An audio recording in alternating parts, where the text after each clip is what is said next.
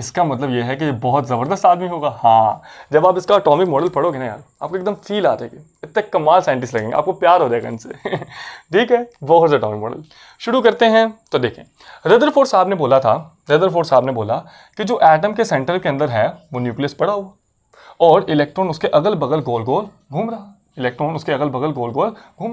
और इलेक्ट्रॉन गोल गोल घूमता रहेगा। अच्छा, फिर आई एक मैक्सवेल की थ्योरी, 1900 में मैक्सवेल की थ्योरी आई और मैक्सवेल साहब ने बोला कि N accelerated charge particle must emit radiation. तो क्या इलेक्ट्रॉन पे चार्ज है? हाँ बिल्कुल, इलेक्ट्रॉन पे माइनस चार्ज भी है। अच्छा, क्या इलेक्ट्रॉन में एक्सेलरेशन भी है? हाँ बिल्कुल, इसकी वेलोसिटी देखो ना, यहाँ पर ये वेलोसिटी है, यहाँ पर आएगा तो इसकी वेलोसिटी ये हो जाएगी, यहाँ पर जाएगा तो इसकी वेलोसिटी ये हो जाएगी, तो इसकी वेलोसिटी भी चेंज हो रही है और इसके अंदर चार्ज भी है। तो क्या ये अपने अंदर से रेडिएशन मतलब एनर्जी, तो एनर्जी बाहर निकालेगा या नहीं निकालेगा? हाँ निकालेगा।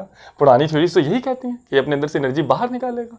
अच्छा, अगर प्यारे बच्चों ये एनर्जी बाहर निकालता रहेगा तो क्या होगा कि ये यहाँ से अब इसके पास एनर्जी कम होती जुम्बट्ठा ये तो इसके अंदर लग के जाके टकरा गया और ये एटम तबाह हो जाएगा, यानी एटम शुड कोलैप्स। क्लियर है? पुरानी थ्योरी ये कहती हैं और यहीं से फेलियर होता था रदरफोर्ड साहब के एटॉमिक मॉडल का और जन्म होता था किसका? बोहर्स एटॉमिक मॉडल का। क्लियर है? चलिए, तो मिटा देते हैं। चलें, अब 1912 की बात है।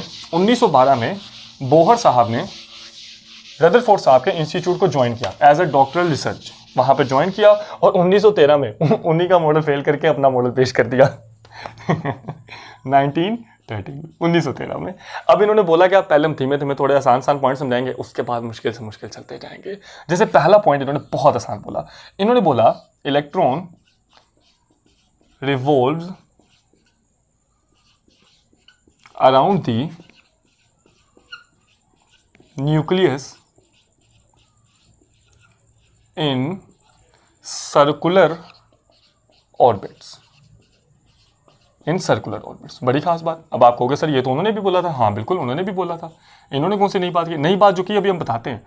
तो इन्होंने बोला इलेक्ट्रॉन जो नेगेटिव चार्ज वाला है वो सर्कुलर पाथ को अचीव करेगा और न्यूक्लियस के अगल बगल गोल गोल घूम रहा है। ये इनका पहला पॉइंट था। अगला पॉइंट खास है, इन्होंने बोला each orbit has a fixed energy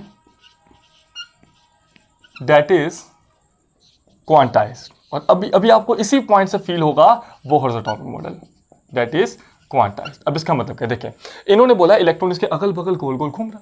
अच्छा, इस उन्होंने बोला ये जो पहला शेल है ना, मान लीजिए इसकी एनर्जी है -13.6 इलेक्ट्रॉन वोल्ट, इतनी ज्यादा पहले एग्जांपल गलत दे दिया। देखें, इन्होंने बोला कि इस शेल की एनर्जी है -13.6 इलेक्ट्रॉन वोल्ट। अच्छा, अब दूसरा जो शेल आया उसकी एनर्जी फर्ज कर लीजिए है -3.4 इलेक्ट्रॉन वोल्ट। भाई होती इतनी है, लेकिन मैं आपको आसानी के लिए बता दूं।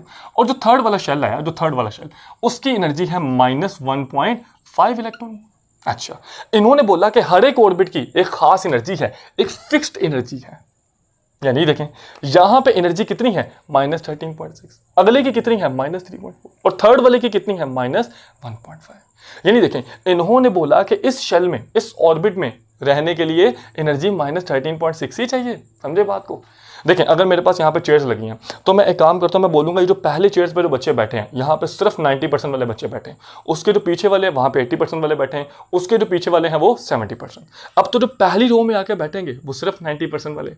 अच्छा, और जो सेकंड रो में होंगे वहाँ पे सिर्फ 80% वाले, और जो थर्ड रो में जाएंगे वो सिर्फ 70% वाले। अब आप इधर रहिए, इन्होंने बोला कि जो पहले शेल में इलेक्ट्रॉन रहना चाहेगा, पहले ऑर्बिट में है ना, पहले ऑर्बिट में जो इलेक्ट्रॉन रहना चाहेगा उसकी एनर्जी हमेशा इतनी होनी चाहिए -13.6 इलेक्ट्रॉन वोल्ट। अगर नहीं समझ आ रही बस समझो, इसकी -13, इसकी -4 और इसकी -2, इस तरह करके समझ लो, इस तरह करके। इन्होंने बोला अगर कोई इलेक्ट्रॉन यहाँ पे रहना चाहता है तो इस घर पे, इस जगह पे रहने का एक नियम है, एक ही कानून है कि एनर्जी हमेशा कितनी लेकर आओ -13.6 इलेक्ट्रॉन वोल्ट। अच्छा, अगर कोई इलेक्ट्रॉन इस घर में रहना चाहता है यहाँ पे, तो इस घर में रहने का एक नियम है, एक कानून है कि एनर्जी कितनी हो -3.4 इलेक्ट्रॉन वोल्ट। अच्छा, अगर कोई इलेक्ट्रॉन इस घर में रहना चाहता है, तीसरे वाले घर में, तो इस घर में रहने का नियम क्या है कि एनर्जी कितनी हो -1.5 क्लियर है? यानी हर ऑर्बिट की एनर्जी क्या है? Fixed, that is quantized. Quantized का मतलब होता है जिसको हम गिन सकते हैं। जिसको हम गिन सकते हैं। जैसे आप समझो, आप क्या चावलों के दाने गिन सकते हो? जैसे हम आपको चावलों की एक बोरी दे दें और आपसे बोले में इसमें कितने दाने हैं चावलों, तो आपको सर ये कैसी बात है, नहीं गिन सकते। तो क्वांटाइज का मतलब ये है, ये एनर्जी जितनी भी है कैलकुलेट तो हुई है, देखिए आपके सामने कैलकुलेट करके तो दी है। यानी उन्होंने बोला कि हर एक ऑर्बिट की एनर्जी क्या है, फिक्स्ड है, और जो कि क्या होती है, क्वांटाइज्ड। क्लियर है? अच्छा जी। और बोहर साहब ने ना ऑर्बिट्स की जगह एक और वर्ड यूज किया, और इन्होंने ऑर्बिट की जगह वर्ड यूज किया एनर्जी लेवल। और हम ये चाहेंगे कि आइंदा से आप भी जब भी ऑर्बिट का वर्ड बोले तो उससे प्यारा वर्ड क्या है, एनर्जी लेवल। और हम ये चाहेंगे आप इसी वर्ड्स को यूज करें, बहुत प्यारा वर्ड है, बहुत प्यारा वर्ड है, एनर्जी लेवल। क्लियर है? यहां तक फील हुआ? हो गया। अच्छा, अब थर्ड वाला पॉइंट क्या है, as long as electron remains in particular orbit. Notes बना रहे हो ना, नोट्स बनाने जरूरी हैं?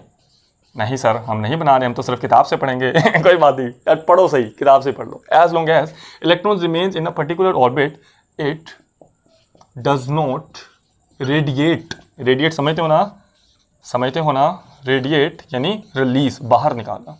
It does not radiate or absorb energy. सुनना मेरी बात को बड़े और से।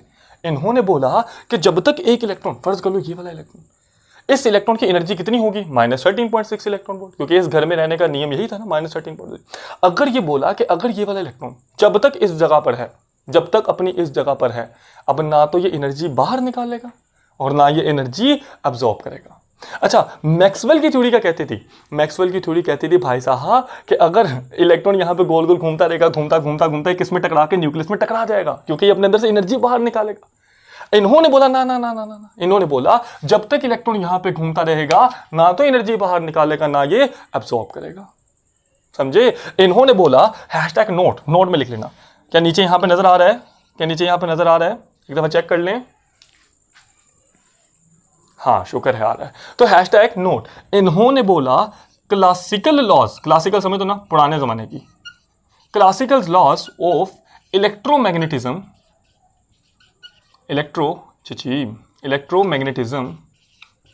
एंड इलेक्ट्रोमैग्नेटिक इंडक्शन cannot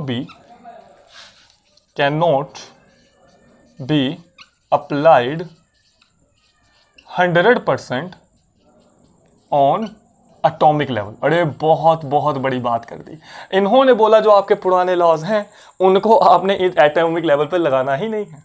उन्होंने बोला जो पुराने तबले बजाने वाले, जिसमें ढोल बजाया करते थे, पुराने वाले जो लॉज हैं, उनको आपने इन लेवल पे, एटॉमिक लेवल पे लगाना ही नहीं है। अगर आपने वो एटम पे वो लॉ लगाए तो सारा फिर तो एटम कोलैप्स कर जाएगा, फिर तो एटम तबाह ही हो जाएगा।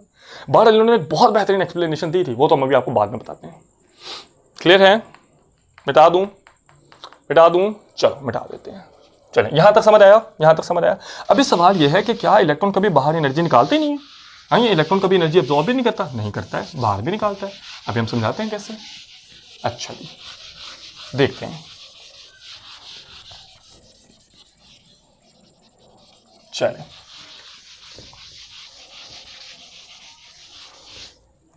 तो फोर्थ वाला point, when an electron radiates या फिर रिलीज, जिसको आप कहते हो, व्हेन एन इलेक्ट्रॉन रेडिएट्स का मतलब क्या होता है, रिलीज, बाहर निकालना। When an electron radiates energy it jumps, ये अच्छा वर्ड तो ये फॉल्स बैक, देख लेना आपकी बुक के अंदर जो भी लिखा हो, it falls back from higher orbit to lower orbit and when it absorbs यानी जज़ब करेगा energy from it jumps from lower orbit to higher orbit. बड़ी इंपॉर्टेंट बात बोली इन्होंने। बोला देखो, जब तक इलेक्ट्रॉन एक पर्टिकुलर ऑर्बिट में है ना तो वो एनर्जी को एब्जॉर्ब करता है ना वो एनर्जी को बाहर निकालता है। लेकिन देखें, अब ये देखें, अगर फर्ज कर लीजिए एक इलेक्ट्रॉन ये सेकंड एनर्जी लेवल पे है, दूसरे शेल में है, तो वहां पर एनर्जी होगी -3.4, -4 समझ लो। देखो माइनस में जितनी को वैल्यू बड़ी होती है ना, तो एक्चुअल में उतनी छोटी होती है। जैसे -13 छोटा है, -3.4 बड़ा है, ठीक है। अभी देखना, अगर मैं इससे एनर्जी छीन लेता हूँ, इस वाले इलेक्ट्रॉन से इसकी एनर्जी छीन ली, अब इसकी एनर्जी फर्ज कर लो इतनी होगी -13.6, तो क्या अब ये यहाँ पे रह सकता है या नहीं रह सकता? सोच के बताएं भाई, अब ये यहाँ पे नहीं रह सकता, क्योंकि इस घर में रहने का एक नियम था, एक कानून था कि यहाँ पर एनर्जी -3.4 ही चाहिए, लेकिन हमने तो इसकी एनर्जी बाहर निकाल ली है। तो अब क्या होगा, ये इलेक्ट्रॉन यहाँ से निकल कर किधर आ जाएगा, जहाँ पर एनर्जी क्या चाहिए होगी, कम। याद रहेगा, आसानी के लिए लिख देते हैं, यहाँ पर एनर्जी चाहिए कम, यहाँ पर चाहिए ज़्यादा एनर्जी, और जो तीसरे वाला है यहाँ पर चाहिए बहुत ही ज़्यादा एनर्जी। ये मैट्रिक वाले बच्चों के लिए यार, अगर मैट्रिक वाले बच्चों को मुश्किल लग रहा है तो उनके लिए लिखा, ठीक है। अच्छा, अब देखें, अगर फर्ज कर लीजिए एक इलेक्ट्रॉन मस्त अपनी जिंदगी यहाँ पे जी रहा, -13.6 पे, यहाँ पे एनर्जी कम चाहिए ना, और मैंने इसको एनर्जी दे दी, अब इसको एनर्जी मिली, इसके पास ताकत आ गई। अब क्या होगा कि अब यहाँ पे रहने का तो एक कानून था कि एनर्जी क्या होनी चाहिए, कम, तो अब ये यहाँ से निकल कर कितना चला जाएगा, ऊपर वाले शेल में। क्लियर है? यानी इसका मतलब ये है, इलेक्ट्रॉन ऊपर वाले शेल से नीचे वाले शेल में भी जा सकता है, और नीचे वाले शेल से ऊपर वाले शेल में भी जा सकता है। जब एक इलेक्ट्रॉन एनर्जी बाहर निकालेगा, जब उससे एनर्जी छीन लोगे, तो ये हायर से लोअर की तरफ आएगा, यानी ऊपर से नीचे दौड़ेगा। अच्छा, जब आप उसको एनर्जी दे दोगे, जब उसके पास ताकत ज्यादा आ जाएगी, तब वो किसकी तरफ दौड़ेगा, ऊपर की तरफ दौड़ेगा। क्लियर है? समझे? समझाएं? नहीं समझे? देखो,